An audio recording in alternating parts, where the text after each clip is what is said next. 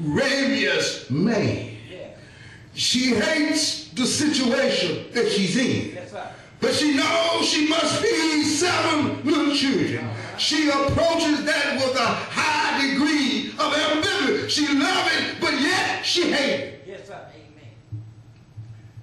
Amen. This was John's mindset as he approached the sea. He needed to see it to make his living, as did other Jews. Yet, at the same time, he hated it. Jews had a growing dislike for the sea. You never heard of their navy or merchant marine. The sea was an object of unmixed terror. Matter of fact, if one would read the Bible, you would discover that every allusion of the sea talks of its destructive power. How terrible, how fierce it is. It talks about the great flood, the Exodus out of Egypt. We read about Jonah in the sea. It's always with a degree of awe for the sea's mighty power. For John, the sea represented 3 other more devastating aspects of life, which are mutation, separation, and agitation. First of all, the sea is a place of constant mutation or change. It's always changing. It's constantly changing. You don't know how to prepare for it. You don't know if it's going to be a low tide or a high tide. It's always changing. Wave of unrelentless wave. You don't know if the wave going to be able to handle it, if you ain't going to be able to handle it. It's always changing. It can be calm in the morning. Yes, sir. And boisterous in the evening. And not only does it change within itself, but it alters the world around it. It can level an entire mountain, wave by wave. It fills the valleys and create new land. When the waves come to shore, it deposits silk and sand on the ocean floor. Some idols have been made that way. So the sea, it's always changing. Yes. Amen. You know, life is like that sea. Amen. It's always changing. Yes. You can't enjoy the happiness of life too long before some sorrow will come your way. That's right. That's right. You can't get too enthused about being up. Just wait a minute. You'll be down. Yes. Yes. You can't rejoice over life's good news because you will encounter some bad news. Yes, sir. That's right.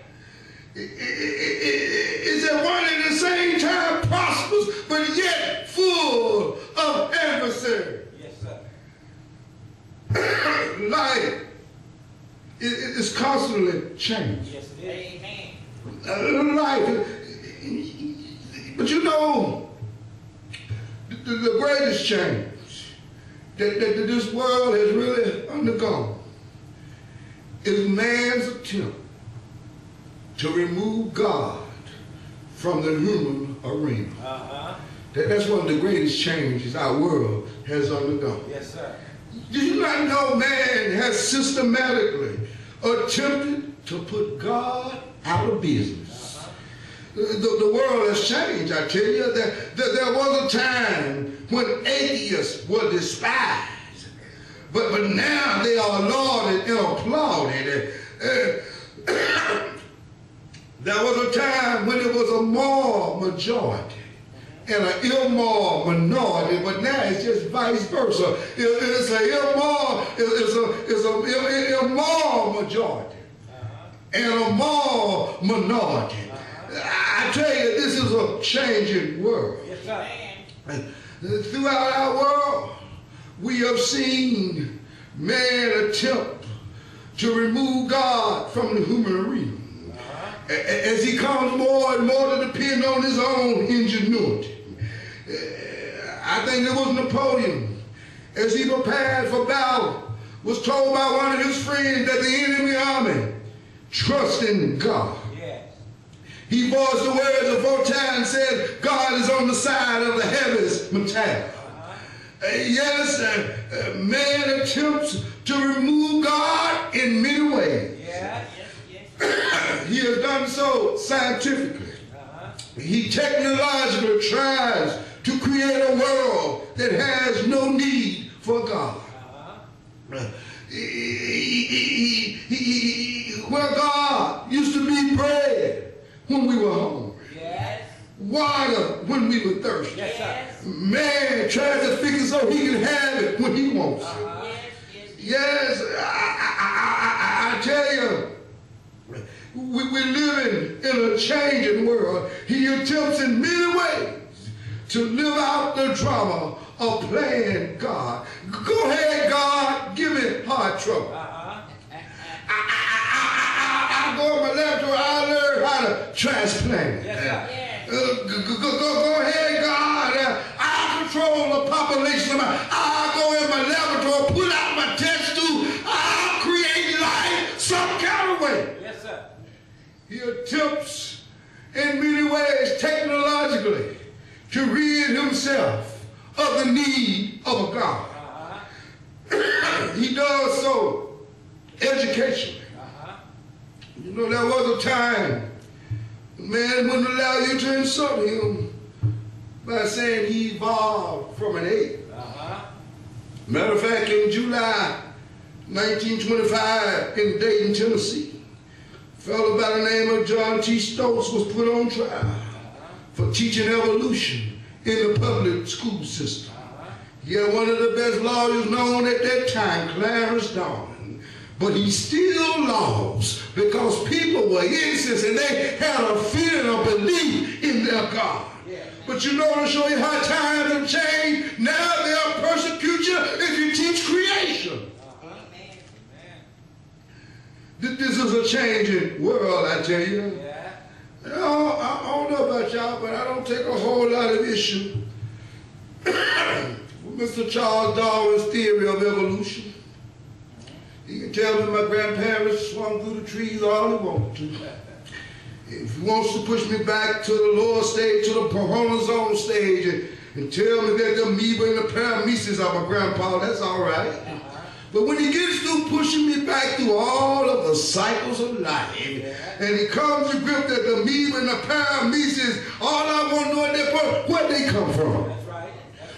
But I don't know about y'all. I believe what the Bible said, that God made man in his image and in his likeness and breathed in his nostrils the breath of life. Yes, sir. This is a change in the world, I tell you. You know, they took prayer out of the school system. I don't take a lot of issue with that. Because I found out if you want to pray, can't nobody stop you from praying. That's right. Yeah, but I do know what happened when he did take prayer out. Yes. Everything else been got in now. Never before have we heard of kids walking into school with a gun, shooting up folk all over the school. I tell you, we living in a changing world. Yes, sir. Our schools are no longer producing graduates, but it have become battlegrounds for crime. Yes. Yes, this is a changing world, educationally, scientifically, but then even within the bounds of our religious institutions. Yes. It's a changing world with all of their theological interpretation. Yes. For criticism, today I believe has done much damage to the understanding of Grandma's simple God in whom she put her trust. Yes. To thank God for theological interpretation. Thank God that someone wants to explain and elucidate the many critical and hard to understand errors of the Holy Writ. Yes. But I'm afraid sometimes theology goes a little too far.